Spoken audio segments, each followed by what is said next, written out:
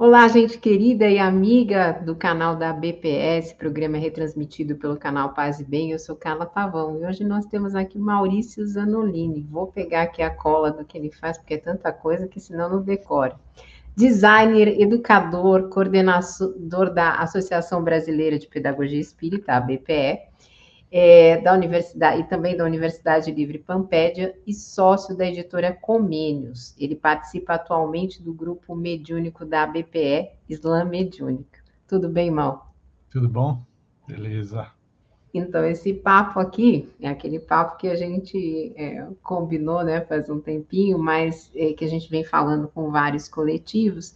Mas eu queria que você começasse, assim, contando um pouquinho para o pessoal sobre a história da criação desse coletivo. Eu não sei se você quer falar primeiro do Islã Mediúnico, se você quer dar uma passada geral aí na BPE, na Pampédia, enfim, é muita coisa. É bastante coisa. Não, acho que vale a pena falar um pouco da BPE, né, da Associação Brasileira de Pedagogia Espírita, da editora, da Universidade Livre Pampédia, né, porque são essas coisas que a gente vem, né, tocando aí. Então, assim, a primeira coisa que foi feita foi a editora em 98, né, então a editora já tem aí mais de quase 30 anos, né, 25, 24, 25, 26 anos, né, e com a ideia de produzir material para reflexão a respeito de educação e do espiritismo, né, e do link entre educação e espiritismo. Então, tinha essa função, tem essa função até hoje, né, e aí vem fazendo bastante coisa, né, ao longo dessas mais de 2 décadas e tal.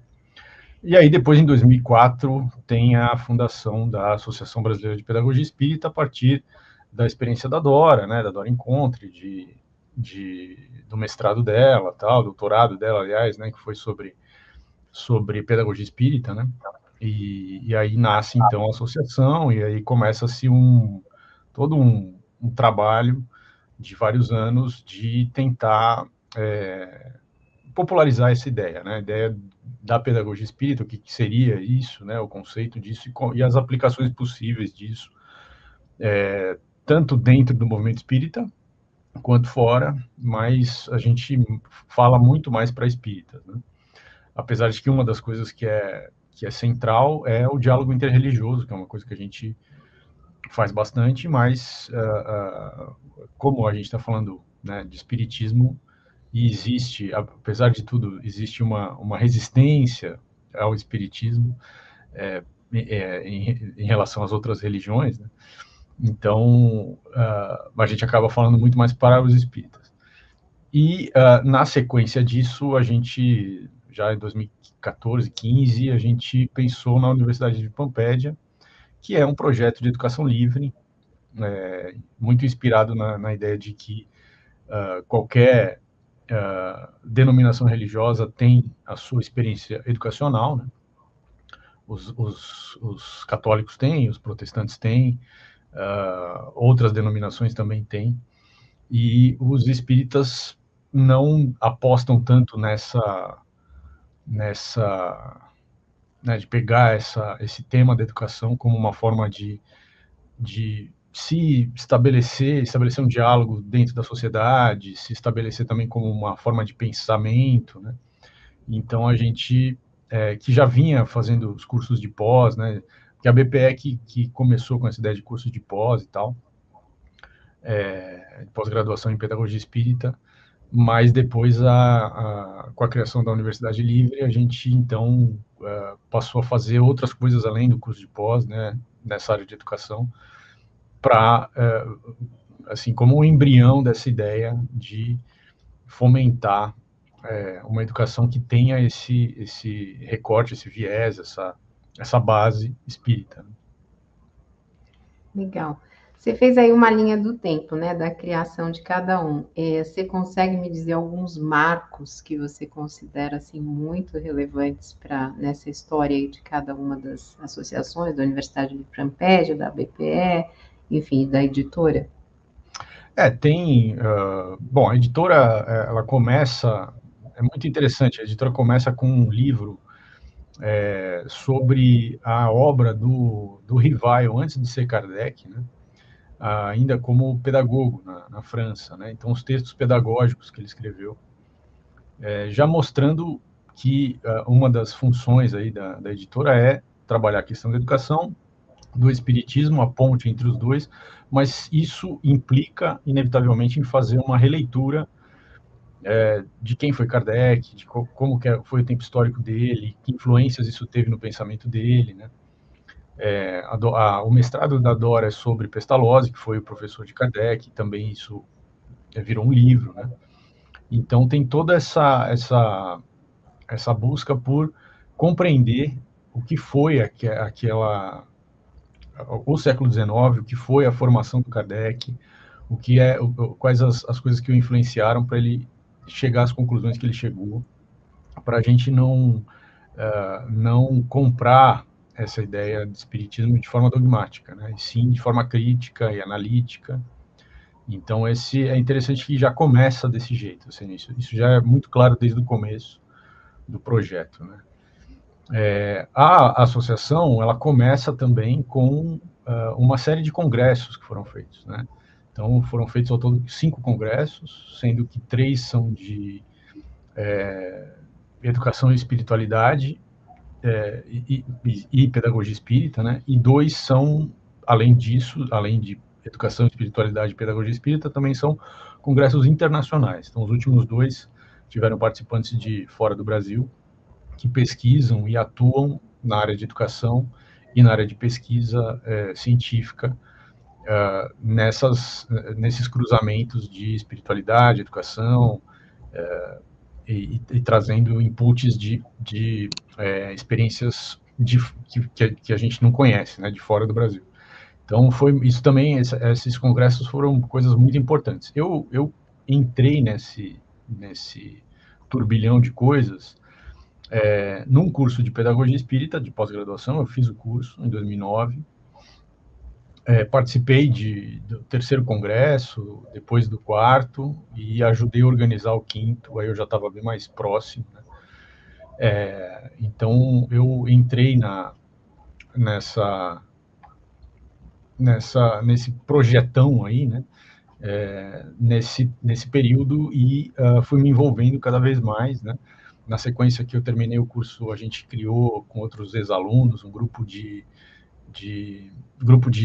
estudos de pedagogia espírita só com ex-alunos, e foi nesse tempo que eu me aproximei mais da Dora, né? Para propor soluções, saídas, possibilidades, e quando conseguimos um financiamento lá, a gente montou uma equipe, e eu participei, aí eu passei a participar de forma integral, assim, não só pontualmente, mas integral. Então, eu ajudei a pensar, a formatar o que seria a Universidade Livre, né? Aí eu estava na equipe já pensando. Então, esses são os marcos, eu acho. Os livros, né? A Dora também publicou a tese de doutorado dela, né? Que é o livro Pedagogia Espírita, um projeto brasileiro e suas raízes, e também tem o livro dela, que é até hoje o best-seller, que é o Educação segundo o Espiritismo. Mas agora, mais recentemente, a gente também está com a editora Comênios fazendo outros formatos de produção de livro, né? Fazendo o Clube do Livro e tal. Então, isso também está dando um novo gás para a editora, ampliando também as nossas publicações e ampliando o público, principalmente. E a gente agora está com um novo best-seller, né, que eu poderia já chamar de best-seller, porque tem vendido bastante, que é o Kardec para o século XXI, que foi lançado esse ano. Então, esses são, acho que, os pontos principais, né? A criação da Universidade de Pampélia foi importante, assim, para a gente, para dar um norte para onde a gente iria, né? Quer dizer, a ideia de ter uma instituição educacional, né, que tivesse uma ideia espírita por trás. Então, isso. E agora esse movimento da editora retomando, aí faz uns 2 anos que a gente retomou um trabalho mais ativo da editora, e de resgate do espiritismo e de crítica ao espiritismo e propostas para um futuro do espiritismo. Legal. Mas eu queria que você falasse um pouquinho o que se entende aí por espiritismo progressista. Mas antes disso, gente, o Mar vai deixar o link aí da editora Ecomênios. Quem quiser comprar todos esses livros. Essa estante aqui atrás de mim tem todos esses que ele falou: Kardec, Pestalozzi, tem alguns outros que já não estão mais à venda, né? Uhum. Enfim, porque não foram mais publicados, mas tem tudo isso, educação. E o Kardec está ali na frente, porque fica na mesa, em frente ao sofá. Já quem Ah, quiser muito bom. olhar, pode olhar, né? De repente as pessoas se interessam. E após, né, em Pedagogia Espírita, também tem o blog da Universidade Livre Pampédia. Quem quiser, quem tiver interesse, não são só esses cursos, agora tem outros cursos, É, Espiritismo, né? É um Espiritismo, o que é meio que o que é o Espiritismo, né? isso. Pode chamar. Enfim, é muito importante que os progressistas, né, consigam entrar não entrar, mas consigam se aproximar de Uhum. todo esse trabalho que é feito pedagógico, todo esse trabalho de desenvolvimento, porque tem uma unanimidade dentro do espiritismo conservador e tradicional, onde eles fazem isso muito bem feito, né? E a gente precisa ter o nosso É, caminho que é libertário, libertador, enfim, por aí é. vai. Mas vou te dar a palavra para você falar um pouquinho aí do que é o espiritismo progressista. Não, eu gostei desse teu comentário porque ele também abre a possibilidade da gente falar sobre a ideia de educação no movimento espírita tradicional, né? Porque existe talvez um senso comum ou uma falsa ideia de que não existe um projeto de educação dentro do espiritismo. E isso é falso, na verdade, né? O espiritismo tradicional tem um projeto de educação que é apostilado, que é anos e anos de curso, que é de leitura quase assim, sacra dos textos de Kardec. Isso é um projeto. Isso não é uma coisa, uma falta de compreensão ou sei lá, uma ideia inocente. Não é, isso é um projeto. Então você sacraliza os textos, não permite a crítica, não permite o questionamento, você transforma isso em apostilas para que as pessoas vejam isso de forma fragmentada apenas, sem contextualizar, e você prende as pessoas em anos e anos de cursos que não, assim, não se arrastam e não desenvolvem de fato nenhuma prática. E é isso. E aí isso tem como consequência um embotamento da capacidade das pessoas de raciocinar em relação ao que elas estão, né, dessa ideia de espiritismo. Então elas só aceitam. Isso é um projeto, isso não é uma coisa aleatória, né? E a gente está propondo exatamente o oposto, né? Quer dizer, um pensamento contextualizado, crítico, que as pessoas tenham ferramentas para, por si mesmas, diante de coisas que elas vão receber e vão ler e vão entrar em contato, elas conseguirem olhar isso de forma de não aceitação imediata, mas sim de forma crítica, né, de forma analítica, né? E a gente baseia essa ideia na própria forma como Kardec conduziu o processo dele, né, de investigação dos fenômenos e tal. Então, eu acho que, já fazendo um gancho com o que você me perguntou de o que é o espiritismo progressista, eu entendo que o espiritismo progressista é um espiritismo mais ligado às ideias e às formas de trabalho que Kardec propôs, né? Não de forma dogmática, obviamente, porque ele não era dogmático, a gente não pode ser dogmático com ele, né? Mas aquela máxima que o espiritismo é ciência, filosofia e religião precisa ser abraçada de forma mais profunda, né? Quer dizer, se é ciência, então a gente tem que fazer ciência, não só afirmar que é ciência, né? Se é filosofia, então a gente tem que se aprofundar nos vários tipos de filosofia e fazer uma conversa entre elas, e não só dizer que o espiritismo é a filosofia mais, a última que tem, e que todas as outras, então, não interessam mais. E se é uma forma de espiritualidade, como a Dora coloca, né, entendendo que é uma forma de espiritualidade, não uma religião, mas uma forma de espiritualidade, a gente precisa praticar isso, né? E a mediunidade é esse caminho, porque é exatamente isso que o Kardec entendia, né? Então é isso, um espiritismo progressista é entender de forma contextualizada e crítica, mas entender que a gente precisa voltar a esses conceitos, mas de forma nova, de forma renovada, revendo e compreendendo de novo esses conceitos a partir do que a gente sabe no século XXI, que é um monte de coisas que não sabia no século XIX. Então, é isso que eu entendo que é um espiritismo progressista. Legal. E aí eu acho que, bom, eu sou esse exemplo aí que fez todos os cursos e ainda tem as apostilas, porque até hoje eu vou olhar para ver aonde que eu não, que estava me faltando senso crítico. Eu vou olhar e falar, nossa, mas como que eu vi isso aqui? Deixei. Então eu tenho ainda as apostilas. Eu queria que você contasse um pouquinho, se você puder, desse projeto aí do Islã mediúnico, né, que é tão diferente, interessante, uma proposta justamente do século XXI. A gente, quer dizer, uma das pernas, né, como eu disse, é a espiritualidade, né? E aí a gente tem que ter uma prática, né? Eu venho de uma família espírita, mas não de uma família espírita que frequentou ou esteve de alguma forma ligada ao movimento institucional espírita no Brasil. É uma família espírita que tem uma experiência própria, assim, um espiritismo caseiro, né? Essa experiência também me permitiu entender o processo da mediunidade de outra forma, né? Não tinha as amarras que existem até hoje dentro do movimento hegemônico.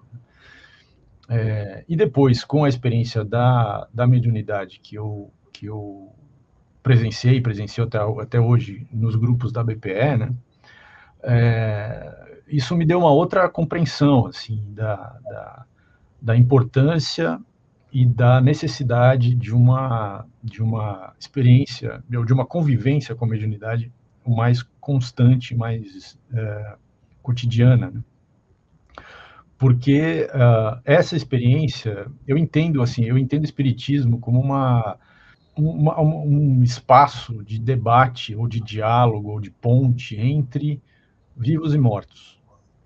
É isso que ele é. Ele é esse lugar onde a gente vai debater essas relações entre vivos e mortos, né? A mediunidade é a prática disso, né? É onde isso acontece de fato, né? Então, sem essa prática constante, essa prática, as pessoas poderem ter acesso a isso e exercitar isso, fica só teoria, vira só conversa. E aí é muito difícil de você se vincular, inclusive emocionalmente, de você ter alguma relação afetiva com o espiritismo, se não existe uma prática mediúnica, porque fica só um debate, né? Então é preciso estimular isso. E aí a gente na BPE tem há muitos anos, eu entrei já existia essa prática, né?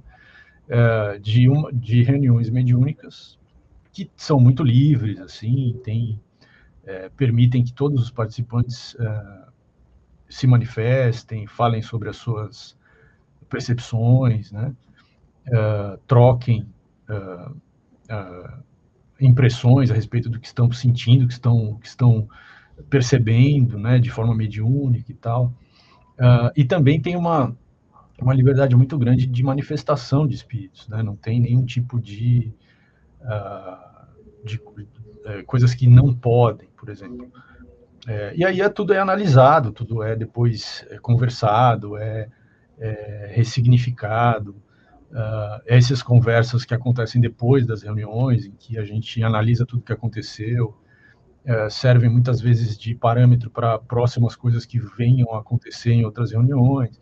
Então é uma coisa bastante prática e bastante dialógica, né? E que vai construindo um conhecimento daquele grupo e daqueles espíritos que se manifestam ao longo do tempo, e que, portanto, é uma construção de relações, é uma construção, né, de afetos entre vivos e mortos ali. Então, eu acho que essa experiência, e essa do Islã mediúnico, ela tem uma característica específica, né? Ela vai abrindo portas para outras compreensões a respeito de como que os espíritos se organizam, como que eles se veem, que tipo de sociabilidade eles estabelecem e com qual razão, né? Então, por exemplo, nesse caso específico do Islã mediúnico, nós estamos em contato com um grupo de espíritos que são, na maior parte deles, espíritos de crianças e adolescentes que morreram em situações de violência, né? Que são super comuns nas periferias das grandes cidades do Brasil. E na maior parte dessas crianças e esses adolescentes são crianças e adolescentes negros. Eram, pelo menos, quando estavam encarnados, né? E eles se identificam com isso, não só com o fato de serem crianças e adolescentes, não só com o fato de terem interesses culturais e terem um determinado tipo de linguagem que tem a ver exatamente com essa fase da vida, mas também com a questão de serem negros. E isso é muito interessante do ponto de vista da compreensão de como que os espíritos se organizam, se agrupam e com quais intenções eles fazem isso. Então, a gente tem um trabalho com um grupo que tem, portanto, uma identidade, né? Uma identidade que a gente, aqui, enquanto encarnados, entenderia como uma identidade relacionada à idade, relacionada à questão racial, e eles mantêm esse tipo de coisa lá, porque isso dá para eles uma unidade, dá, de alguma forma, uma força coletiva para eles resolverem as próprias questões e se ajudarem mutuamente. Então, isso é muito interessante, é muito diferente, por exemplo, da ideia de colônias espirituais, ou de outras ideias que já foram ventiladas aí por determinados espíritos, né, de como que o mundo espiritual se organiza. Eu acho que muito provavelmente é uma coisa plural, né, o mundo espiritual é plural, mas saber que existem outras e conviver com essas outras e entender os meandros dessas outras formas de se organizar, de sociabilidade entre os espíritos no mundo espiritual e também as possibilidades de trabalho entre esses grupos e nós aqui, isso é muito, assim, eu acho que é muito interessante dar uma dimensão concreta do que é o espiritismo na prática, né?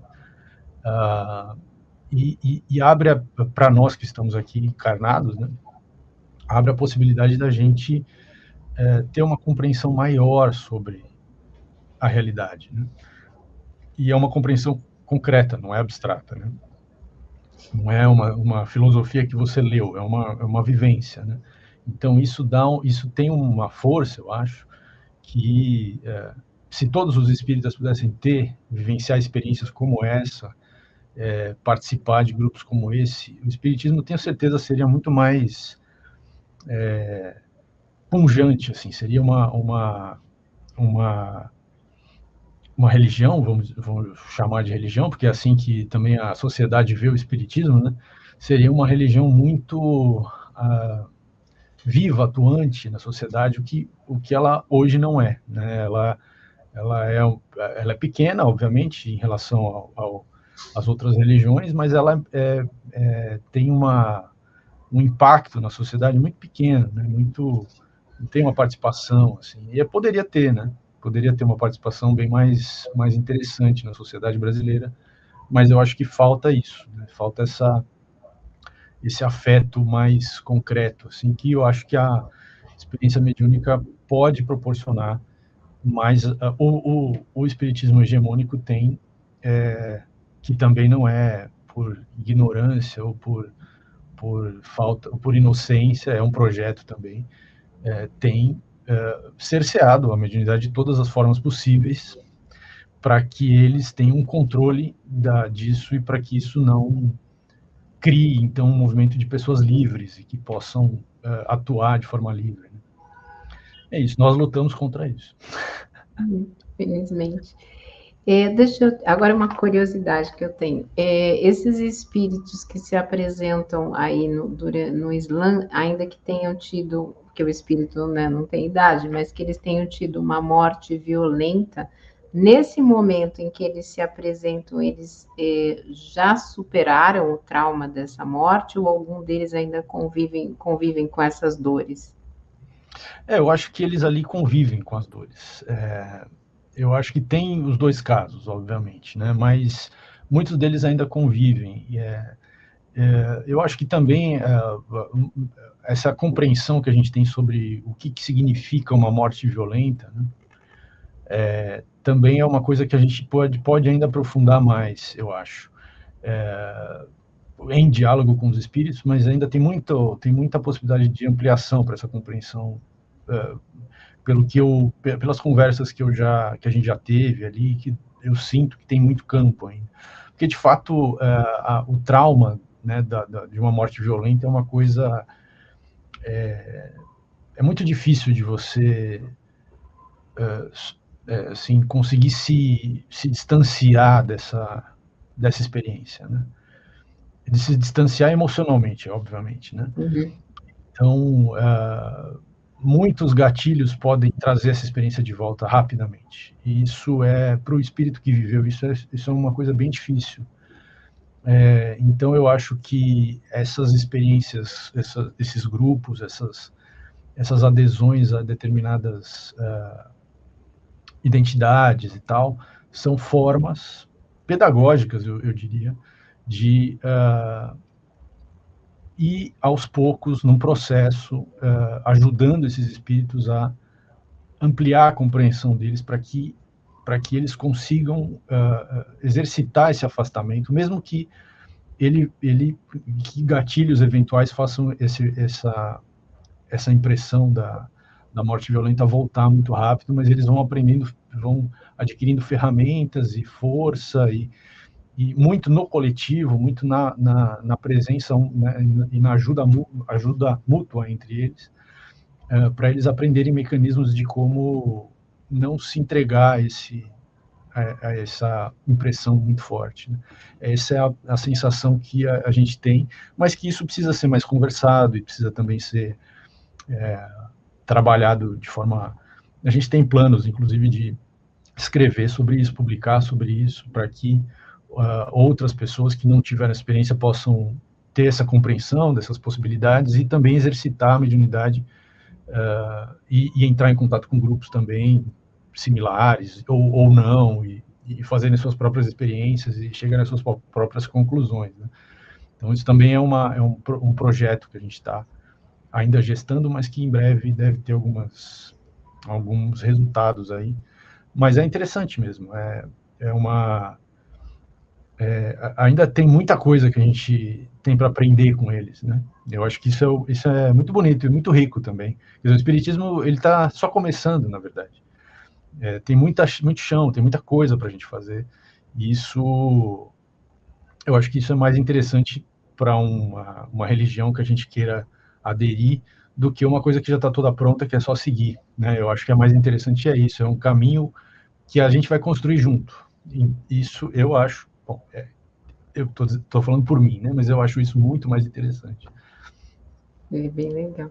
É quase uma terapia mediúnica que vocês estão fazendo coletivamente, né? Mas é uma terapia para nós também, né? Em muitos sentidos, porque essas compreensões que a gente vai atingindo, as leituras que a gente leva, eles pedem que a gente leva, por exemplo, a gente leu, por exemplo, trechos do Jesus Negro, do pastor Henrique Vieira, a gente estava lendo a pedagogia do Exu, coisas outras, de outras religiões, de outros recortes, outras visões a respeito do sagrado, a respeito da transcendência, e isso vai ampliando para nós a visão de mundo, de realidade, e o contato com eles também vai ampliando. Então, as nossas próprias questões também são colocadas em perspectiva. Então, é uma forma de terapia para todos os envolvidos. Isso é muito rico, né? Isso é muito interessante. E esses espíritos, eles se identificam como majoritariamente desencarnados aqui no Brasil, ou eles são do mundo inteiro? Não, é majoritariamente aqui do Brasil, mas a gente já recebeu grupos de espíritos que se identificavam. Recentemente, por exemplo, a gente recebeu um grupo de espíritos que eram todos judeus. Estavam trabalhando nas questões da guerra lá. Mas eles deixaram bem claro que eles estavam temporariamente sob essa identidade, né?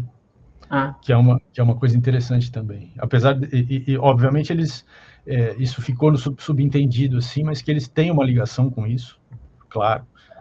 Não é uma fantasia que eles vestiram, né? Eles têm uma ligação, mas eles tinham optado por aquela identidade. Isso é muito interessante, né?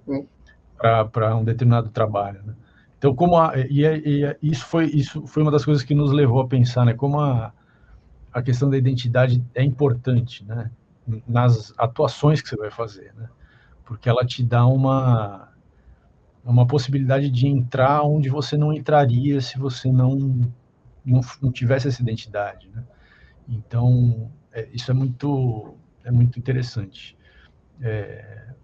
Então é isso, a gente está construindo ainda. Tem muito mais perguntas que respostas, né? E eu acho isso muito bom. É muito bom. Legal. Você me lembrou agora tem um psicólogo social, Ciampa, né? Que ele vai ligar muito, a tese dele da identidade vai estar muito ligada a uma questão de metamorfose, né? Que a gente vai se metamorfoseando e vai mudando ao longo do tempo. Talvez seja isso, né, que a gente pode começar a pensar em relação aos espíritos, né, que aderem a essas mais variadas facetas e identidades para poder colaborar, inclusive, com a gente, né? Sim. Trocar com a gente, né? Entrar em determinados lugares, conversar com determinadas pessoas, terem trânsito em determinadas situações, isso. Mas não é uma coisa falsa. Isso que é o interessante. Não é falso. Não. São espíritos que têm uma ligação com isso em algum momento, né? Em alguma reencarnação anterior, né? Então isso é interessante. Nós somos muitas coisas, né? Apesar de não sabermos que somos, mas somos muitas coisas, né? E nós podemos usar essas muitas coisas que nós somos, né? De forma positiva, né? Então isso é bonito. É bonito, traz uma alegria, um conforto, né? Que a gente não está fechadinho aqui nesse mundo. Exato. Bom, o papo está ótimo, mas a gente tem que terminar aí, porque senão fica muito, muito longo. Então, eu queria te dar a palavra aí para você falar mais alguma coisa. O Islã Mediúnico tá na rede social, né? A gente tem um Instagram que a gente não posta muito assim. Os jovens ali também se manifestam muito através de poesia, de arte. Eles gostam muito de Islã, que é uma forma de poesia cantada, né? Então, essas manifestações a gente publica lá, mas a gente precisa fazer isso com mais constância. E eventualmente, a gente publica um texto também sobre alguma das reuniões que a gente faz lá no blog da ABPE, que é blogabpe.org, eu acho. Vai estar aqui embaixo o link, eu esqueci o endereço agora, mas aqui embaixo eu vou deixar o link também do blog. É isso. E eu queria, como para finalizar, falar uma coisa que é importante, que assim, a educação, que é a nossa principal bandeira, né, seja na Universidade Livre, seja na Editora Comênios e, obviamente, na Associação de Pedagogia Espírita, né, é uma coisa essencial para qualquer coisa que a gente vai fazer. E a gente tem uma tendência no Brasil de negligenciar a educação, e no espiritismo também de entender que tem alguma máxima assim que assim, tem a ver com mediunidade, mas os espíritas acabam trazendo isso para tudo, né? Que ao que foi dado de graça tem que ser dado, que foi recebido de graça tem que ser dado de graça. Então, assim, achar que tudo que é produzido a respeito do espiritismo tem que ser gratuito, né? Então são essas duas coisas que são difíceis, né? Não se valoriza a educação no Brasil e no espiritismo não se valoriza nada que seja pago, né? Mas não é possível você produzir conhecimento com profundidade, você produzir livros que às vezes demoram anos. Esse livro, Kardec para o século XXI, agora demorou 10 anos para escrever. Então, assim, não dá para fazer uma coisa dessa e achar que vai ser tudo de graça, ou vai ser tudo... e também não dá para achar que a gente pode ter um movimento de contestação do espiritismo hegemônico e tal, sem um projeto de educação, sem um projeto que chame os jovens, que dialogue com uma nova geração de espíritas que vai levar isso para frente. Então a gente precisa repensar. Assim, eu acho que mesmo os espíritas progressistas precisam repensar se o que eles querem não seria uma coisa absolutamente necessária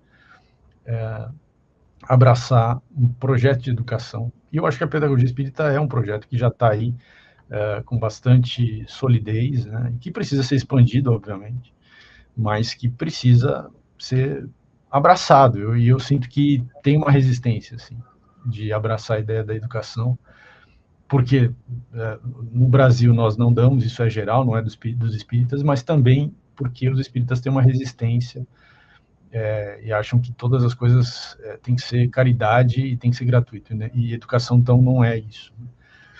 Então fica aqui o meu meu apelo para que pelo menos as pessoas progressistas e que estejam aí, né, querendo um novo espiritismo, pelo menos pensem sobre isso, né? A gente precisa de um projeto de educação e para que o espiritismo não morra, para que ele se expanda, né?